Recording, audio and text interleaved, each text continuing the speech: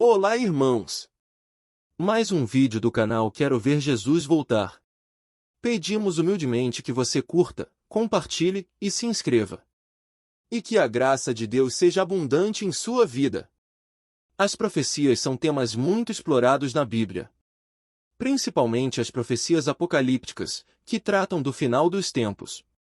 Dois livros das Escrituras são essencialmente apocalípticos, os escritos de Daniel e o Apocalipse de João. Há outros livros com conteúdo profético, mas a maioria são profecias clássicas, que não falam dos acontecimentos finais. Mas podem ser usadas para ajudar a interpretar os símbolos apocalípticos. Há também livros de outros temas, mas com trechos que também podem ser usados como chaves interpretativas. Mas o melhor método para o entendimento da simbologia profética é o estudo dedicado e reverente da Palavra de Deus, com oração e súplicas, pela unção do Espírito Santo. Vamos estudar hoje um tema apocalíptico, que começa com uma história, relatada no livro de Daniel, mas que encontra paralelo no Apocalipse, e aponta para um desafio futuro, que irá testar a fidelidade e a fé do povo de Deus. Trata-se da história de três corajosos amigos, Ananias, Misael e Azarias. Em Daniel 2, foi interpretado o sonho de Nabucodonosor, sobre uma estátua de vários metais, que foi destruída por uma pedra que desceu do céu. Em resumo, o sonho representa a sucessão dos reinos do mundo, até o estabelecimento do reino eterno de Deus, por ocasião da volta de Jesus. Nesse sonho, a Babilônia foi representada pelo ouro. Mas Daniel revelou que esse império passaria, e outros reinos se levantariam, até os santos possuírem o reino, de eternidade em eternidade. Mesmo reconhecendo que a interpretação vinha de Deus, o rei parece não ter aceitado muito bem. Tanto que mandou construir uma estátua toda de ouro. E ainda baixou um decreto, ordenando que todos adorassem aquela imagem. Quem desobedecesse, seria lançado na fornalha ardente. Os jovens judeus não cumpriram o mandado do rei e não se prostraram. Eles haviam sido educados nas doutrinas do Deus dos céus, e jamais quebrariam qualquer um de seus mandamentos. Foram chamados e questionados sobre sua desobediência ao decreto real, e a resposta foi uma tremenda lição de fé, confiança e fidelidade ao Senhor. Eles disseram: se o nosso Deus, a quem servimos, quer livrar-nos, ele nos livrará da fornalha de fogo ardente, e das tuas mãos, ó rei. Se não, fica sabendo que não serviremos a teus deuses, nem adoraremos a imagem de ouro que levantaste. Daniel 3, versos 17 e 18. Foram então sentenciados à morte, e lançados na fornalha, mas foram milagrosamente livrados. Quando o rei olhou para o fogo, viu 4 homens caminhando e conversando tranquilamente, e ainda afirmou que o quarto tinha aparência de um filho dos deuses. Nabucodonosor bendisse o nome de Deus e exaltou a fé daqueles homens. Pois não quiseram cumprir a palavra do rei, preferindo entregar o seu corpo, a servirem e adorarem a qualquer outro Deus. Daniel 3:28. Agora vamos ao paralelo apocalíptico dessa história, para tirar algumas lições para nós hoje. A simbologia usada é muito semelhante, mas se refere a um acontecimento futuro, e está descrita em Apocalipse 13. Nessa profecia, uma besta emerge da terra, e levanta uma imagem, em homenagem a outra besta, que emergiu do mar, e que recebeu uma ferida mortal, mas se recuperou. Em seguida, um decreto de morte é sancionado, contra quem não adorar a imagem da besta. Nesse tempo, o povo de Deus, que conhece os preceitos estabelecidos pelo Criador, terá que tomar uma firme decisão, de fé, confiança e fidelidade a Deus, ou ceder e se curvar diante da imagem desse poder. As bestas representam poderes políticos e religiosos, que se unem e perseguem os verdadeiros adoradores. Na história das nações, sempre que houve essa união, teve lugar grande perseguição e intolerância.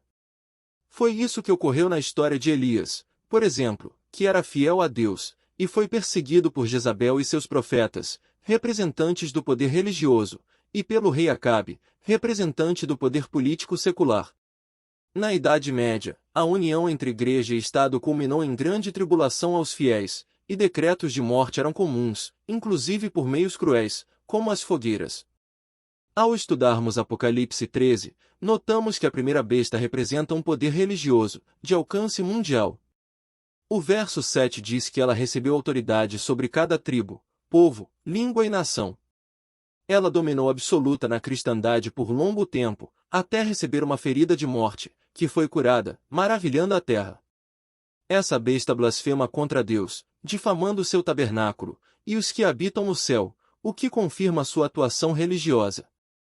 Já a segunda besta representa um poder político secular, mas que também se envolve em assuntos religiosos. Ela evoca adoração para a primeira besta. O verso 12 diz: faz com que a terra e seus habitantes adorem a primeira besta, cuja ferida mortal foi curada. Isso demonstra influência mundial. É essa segunda besta que levanta a imagem, em homenagem à primeira, e que sanciona o decreto de morte aos que não se curvarem a seus mandados. Mas Deus possui o seu povo fiel e perseverante. Esse povo, apesar de pequenino, se mantém obediente até as últimas consequências.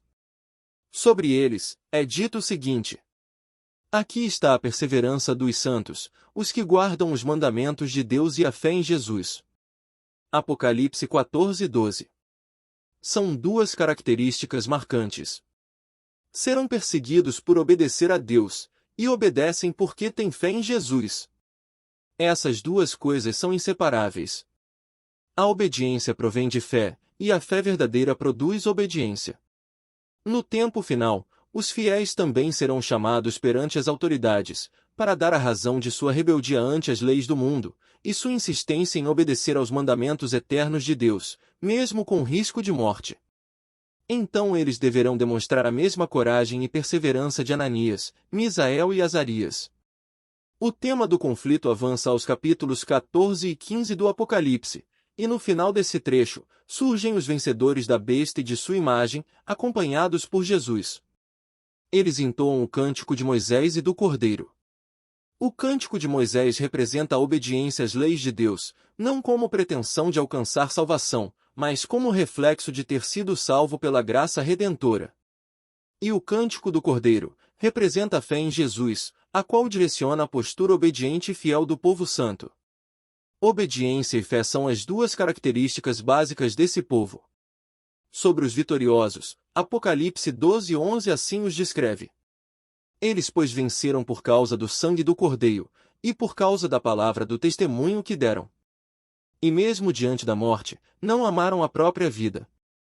Isso remete ao que Jesus afirmou em Mateus 16:25, de que quem quiser salvar sua vida perdê-la-á, e quem perder a vida por minha causa, achá-la-á. Caríssimos, o estudo de hoje destaca que ainda virão muitas perseguições, decretos e leis humanas, que testarão a fé e obediência dos salvos.